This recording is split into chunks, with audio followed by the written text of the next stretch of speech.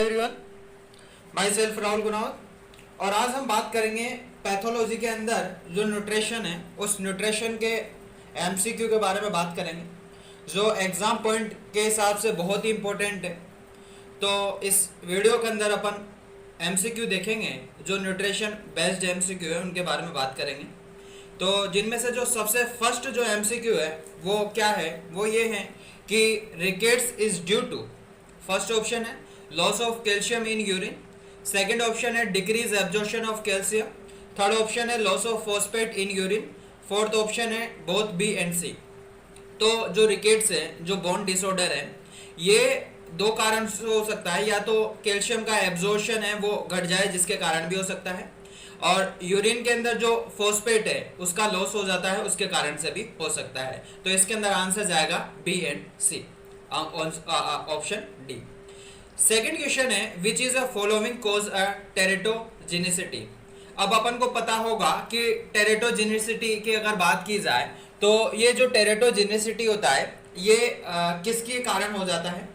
तो जो थैलेडोमाइड्स है एक इम्पोर्टेंट एग्जाम्पल है इस टेरेटोजेनिसिटी का, जो कॉज करवा देता है, इस टेरेटोजेनिसिटी कॉज करता है। और जब कोई भी किसी भी तरह की जो प्रेग्नेंट वुमेन होती है वो उसका जब टेरेटोजेनिसिटी की अगर बात की जाए तो जब वो जिसकी वजह से उसके एबनॉर्मल जिसका इस टेरेटोजेनिसिटी का उसके एम्ब्रियो के ये ऊपर, या फिर ऐसा बोलूँ कि ये जो यूट्रस है, यूट्रस के अंदर जो बच्चा है उसके ऊपर देखने को मिलता है, और इसको ही अपन टेरेटोजेनिसिटी बोलते हैं। तो जब विटामिन ए का अगर वो हाई डोज लेती है जिसके कारण हमें टेरेटोजेनिसिटी है वो देखने को मिलता है। तो ऑप्शन है vitamin C, vitamin E, vitamin A और विटामिन डी। तो विटामिन ए है ये, इसका अगर ज़्यादा अगर टेबलेट के अंदर ज़्यादा मात्रा में विटामिन ए होगा जिसके कारण टेरेटोजेनिसिटी है वो हमें देखने को मिलेगा। नेक्स्ट क्वेश्चन है कॉज ऑफ स्केलेराइटिस। अब अगर स्केलेराइटिस की अगर बात की जाए तो स्केलेराइटिस का मतलब क्या है कि हमारी आई के अंदर जो स्क्लेरा है उसका इन्फ्लामेशन हो जाता है। और जब अगर आई के अंदर जो स्क्लेरा है अगर उसका इन्फ्लामेशन हो जाता है जिसके कारण हमें रेड, हमारी जो आई है उसके अंदर रेड कलर को देखने को मिलता है। तो ऐसा क्यों हो जाता है, किसके कारण हो जाता है? पहला ऑप्शन है कोलेजन वेस्कुलर डिजीज, और सेकेंड ऑप्शन है ट्यूबरकुलोसिस, थर्ड ऑप्शन है ट्रॉमा, और फोर्थ ऑप्शन है ग्लूकोमा। तो जो vascular disease, collagen vascular disease है, जब ये हो जाता है जिसके कारण स्क्लेराइटिस हो जाता है, मतलब इस स्क्लेरा का इन्फ्लामेशन हो जाता है जिसके कारण हमें रेड हमारी आई के अंदर देखने को मिलता है। और ग्लूकोमा है, ग्लूकोमा भी आई से रिलेटेड है, बट यहाँ पे अगर स्क्लेराइटिस पूछ रहा है, मतलब इन्फ्लामेशन ऑफ स्क्लेरा पूछ रहा है, तो वो कोलेजन वेस्कुलर डिजीज के कारण हो जाता है। नेक्स्ट क्वेश्चन की अगर बात की जाए तो जो नेक्स्ट क्वेश्चन है ये है कि mild haemolytic anaemia is a association with vitamin deficiency. जो माइल्ड हेमोलाइटिक एनीमिया हो जाता है ये कौन से विटामिन की डिफिशियंसी हो जाती है जिसके कारण माइल्ड हेमोलाइटिक एनीमिया हो जाता है? ऑप्शन है, फर्स्ट ऑप्शन है विटामिन B6, सेकंड ऑप्शन है विटामिन ई, थर्ड ऑप्शन है विटामिन ए, और फोर्थ ऑप्शन है विटामिन सी। तो विटामिन B6 मतलब pyridoxine, vitamin E tocopherols, vitamin A retinols, और विटामिन सी एस्कॉर्बिक एसिड। तो जनरली अगर बात की जाए तो विटामिन ई की अगर बात करें तो विटामिन ई है ये, अगर इसकी विटामिन ई टोकोफेरॉल्स है, इसकी अगर डिफिशियंसी हो जाती है जिसके कारण हमें माइल्ड हेमोलाइटिक एनीमिया है ये देखने को मिलता है। करेक्ट। नेक्स्ट क्वेश्चन है लेसन इन वर्निकेस एन्सेफेलोपैथी। अगर जो वर्निके एन्सेफेलोपैथी की अगर बात की जाए उसके अंदर जो लेसन हो जाता है वो कहाँ पे हो जाता है, या फिर ऐसा बोला है कि वो कौन सा जो ब्रेन का ऐसा कौन सा पार्ट है जिसके कारण वर्निकेस एन्सेफेलोपैथी के अंदर लेसन हो जाता है? फर्स्ट ऑप्शन है मेमनली बॉडी, सेकंड ऑप्शन है सेरेबेलम, थर्ड ऑप्शन है मोटर कॉर्टेक्स, और फोर्थ ऑप्शन है सबस्टिटेनम निग्रा। अब जो अगर बात की जाए मेमनली बॉडी की तो मेमनली बॉडी है ये एक डाइनसेफेलोन का पार्ट है हमारे, और जो एन्सेफेलोपैथी है ये ब्रेन से रिलेटेड है। तो अपन को पता है कि अगर सबसे पहले तो अपन बात करते हैं कि वर्निकेस एन्सेफेलोपैथी होती क्या है।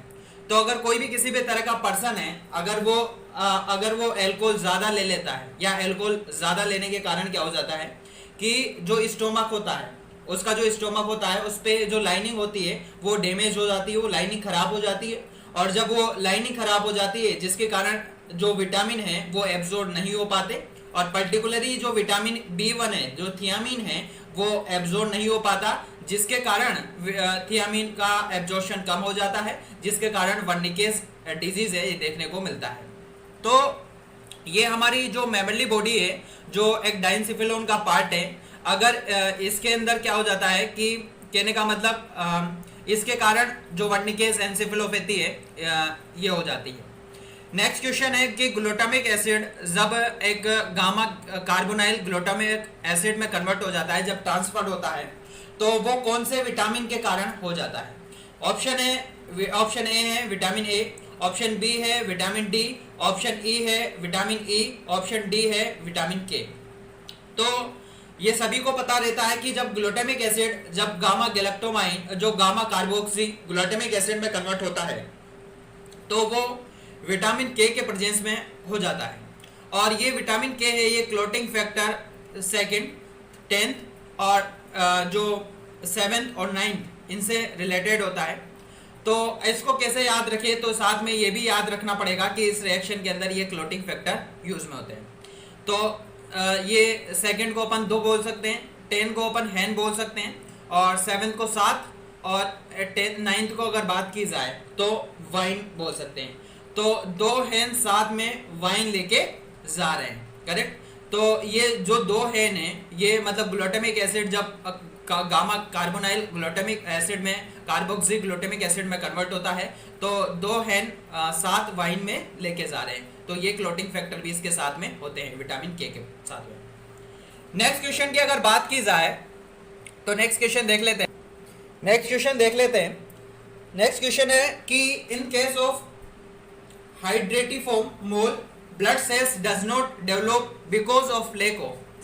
ये बोल रहा है कि जो हाइड्रेटिफॉर्म मोल होते हैं उसके केस के अंदर जो हमारे ब्लड सेल्स होते हैं वो डेवलप नहीं होते। वो किसके कारण मतलब कौन लेक हो जाता है, कौन सा मतलब स्ट्रक्चर की डिफिशियंसी हो जाती है जिसके कारण हमारे ब्लड सेल्स से वो डेवलप नहीं हो पाते, करेक्ट। तो सबसे पहले तो अपन बात करें कि हाइड्रेटिफॉर्म मोल्स होते क्या है, केस कौन सा होता है। तो कहने का मतलब ये हमारा यूट्रस है, और यूट्रस के अंदर अगर मान लो हाइड्रेटिफॉर्म मोल कौन सा होता है कि जिसके अंदर ये यूट्रस के अंदर जो एम्ब्रियो या प्लेसेंटा है, अगर इसमें से कोई भी एक स्ट्रक्चर है, मेरे को पता नहीं है कि एम्ब्रियो या प्लेसेंटा, अगर वो डैमेज हो जाता है, और डैमेज हो जाता है मतलब उसकी एक तरह से डेथ हो जाती है। और कुछ ऐसा देखने को मिलता है हमें, डेथ हो गई मतलब इसकी एम्ब्रियो हुआ या कोई प्लेसेंटा हुआ, तो जिसके कारण मतलब हमें ये होता है हमारा हाइड्रेटिफॉर्म मोल्स। और इस केस के अंदर जब एम्ब्रियो और प्लेसेंटा डैमेज हो जाता है जिसके कारण हमारे जो प्रेग्नेंट वुमेन होती है उसके अंदर जो ब्लड सेल्स है वो डेवलप नहीं हो पाते। और ऐसा कैसे क्यों हो जाता है, कैसे कौन सा मतलब स्ट्रक्चर है जो लेक हो जाता है जिसके कारण ब्लड सेल डेवलपमेंट नहीं होता।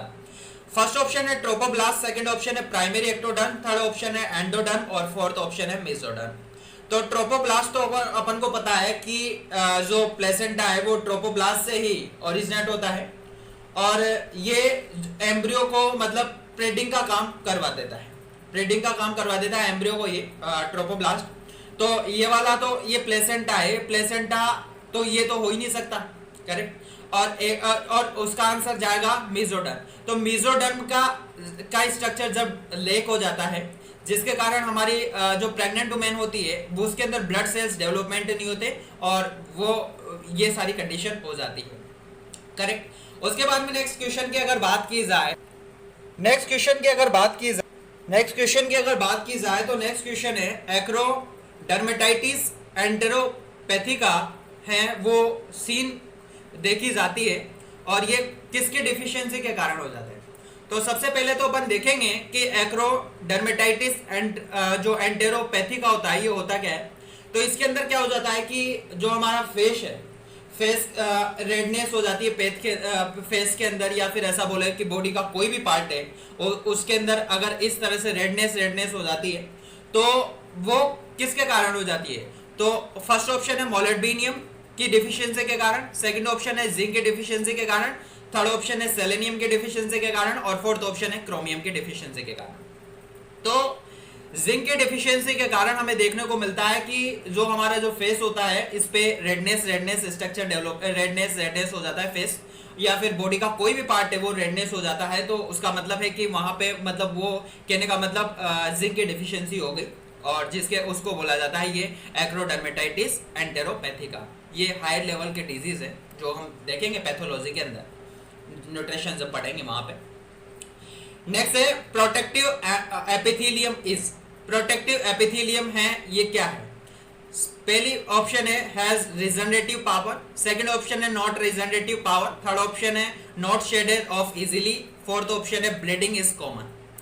तो जनरली ये एपिथेलियम सेल है और ये हमारा जो रिजनरेटिव पावर है, रिजनरेशन होता है जब इसके अंदर, तो रिजनरेशन से ही हमारा एपिथेलियम जो सेल है वो बनता है।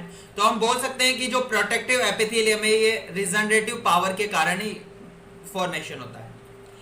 नेक्स्ट है which is a following is not caused by the zinc deficiency. इनमें से ऐसा कौन सा है वो जिंक की डिफिशियंसी के कारण नहीं होता है और बाकी सारे जिंक के डिफिशियंसी जिंक के फंक्शन है, एक है जो जिंक के डिफिशियंसी के कारण हो जाता है। तो अपन ने ऊपर देखा था कि जिंक की डिफिशियंसी के कारण क्या हो जाता है, फेस पे रेडनेस आ जाती है या बॉडी के कोई भी पार्ट होता है उस पे रेडनेस आ जाती है, जिसको एक्रोडर्मेटाइटिस एंटेरोपैथिका बोला था अपन ने। अब यहाँ पे देख रहे हैं कि फर्स्ट ऑप्शन है सेक्सुअल इनफर्टिलिज्म, सेकंड ऑप्शन है इमोलॉजिकल डिस्टर्बेंस, थर्ड ऑप्शन है ग्रोथ रिटार्डेशन, फोर्थ ऑप्शन है कार्डियोमायोपैथी। तो जब जिंक के फंक्शन देखे जाते हैं तो वहां पे देखा जाता है कि ये जो जिंक है ये सेक्सुअल जो प्रॉपर सेक्सुअल रिप्रोडक्शन के लिए भी असेंशियल होता है, इम्यूनोलॉजी के रिएक्शन है उसके लिए भी ज़रूरी होता है और जो हमारी ग्रोथ है उसके लिए भी होता है। तो ये जो सेक्सुअल इनफर्टिलिज्म, इम्यूनोलॉजिकल डिस्टर्बेंस और ग्रोथ रिटार्डेशन है, तीनों के तीनों हमारे जिंक के कारण हो जाता है, करेक्ट, जिंक से रिलेटेड है। बट कार्डियोमायोपैथी की अगर बात की जाए ये जिंक से रिलेटेड नहीं है, इसमें कार्डियोमायोपैथी के अंदर जिंक का कोई भी रोल नहीं है। तो अपन ने देखा था कि ऊपर की एक्रोडर्मेटाइटिस एंटेरोपैथिका है, ये भी जिंक के कारण की डिफिशियंसी के कारण देखने को मिलता है, बट ये जिंक के डिफिशियंसी के कारण नहीं मिलता। बाकी ये तीन भी जिंक के डिफिशियंसी के कारण मिलता है। एलोपेशिया है, ये भी जब बाल झड़ते हैं ये भी जिंक के डिफिशियंसी के कारण हो जाते हैं। देखते हैं ना अपन बहुत सारे आदमियों के अंदर की बाल झड़ रहे हैं तो वो उनके अंदर जिंक की डिफिशियंसी हो जाती है जिसके कारण एलोपेशिया हो जाता है। मसल्स फास्टिंग, जो मसल्स है हमारी वेस्ट हो जाती है, ये भी जिंक के डिफिशियंसी के कारण हो जाती है। नेक्स्ट एमसीक्यू के बारे में बात करें तो ध्यान से देखिएगा। तो नेक्स्ट एमसीक्यू है orbital metastasis is common in. तो सबसे पहले तो अपन देखेंगे कि मेटास्टेसिस है ये होता क्या है। मेटास्टेसिस का मतलब होता है स्प्रेड होना और ऑर्बिटल मतलब आंख के पास में। तो आंख के पास में इनमें से ऐसा कौन सा कैंसर है जो आंख के पास में मतलब जो स्प्रेड हो रहा है, करेक्ट, मेटास्टेसिस हो रहा है। तो जनरली फर्स्ट ऑप्शन है मेलानोमा, सेकंड ऑप्शन है न्यूरोब्लास्टोमा, थर्ड ऑप्शन है हाइपरनेफ्रोमा, फोर्थ ऑप्शन है हिपेटोमा। मेलानोमा ये मेलेनिन की डिफिशियंसी के कारण हो जाता है, करेक्ट, तो ये तो होगा नहीं, करेक्ट। सेकंड है हमारे न्यूरोब्लास्टोमा, तो जो न्यूरोब्लास्टोमा है ये हमारी, थर्ड ऑप्शन है हाइपरनेफ्रोमा, फोर्थ ऑप्शन है हिपेटोमा। तो हाइपरनेफ्रोमा, ये नेफ्रोमा शब्द आ गया मतलब किडनी से रिलेटेड है, तो ये जो किडनी का कैंसर है तो ये भी हमारी आई के पास में स्प्रेड नहीं होता। हिपेटोमा नाम से पता चल रहा है कि लिवर है, तो लिवर के बारे में बात कर रहे हैं, हिपेटिक शब्द ही लिवर के लिए आता है, तो ये भी नहीं हो सकता।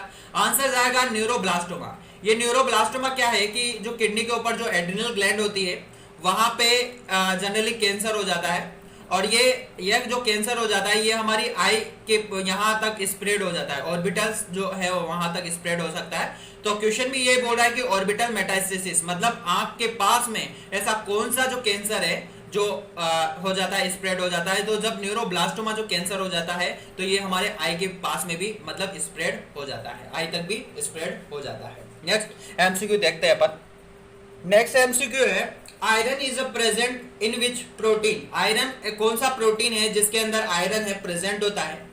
फर्स्ट ऑप्शन है sodium potassium ATPase, second option है साइटोक्रोम सी, थर्ड ऑप्शन है पेरोक्सिडेज और फोर्थ ऑप्शन है both B and C.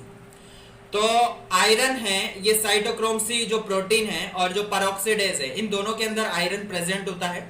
Sodium potassium ATPs की अगर बात की जाए, इसके अंदर आयरन का कोई भी रोल नहीं होता। नेक्स्ट क्वेश्चन है, bone affection in the scurvy is due to which is a following, correct.